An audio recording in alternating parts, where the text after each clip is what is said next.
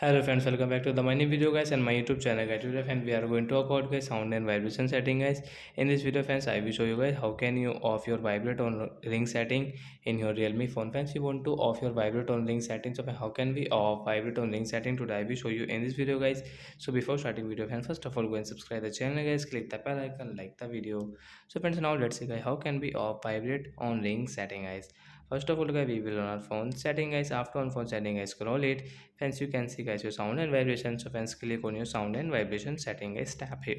Then guys scroll friends, you can see guys your vibrate on ring setting guys. You want to off, so right side this icon guys, tap here. Vibrate on ring setting will off, so means guys your phone will not vibrate while ringing setting. So are your friends, you have understood how to off vibrate on ring setting today?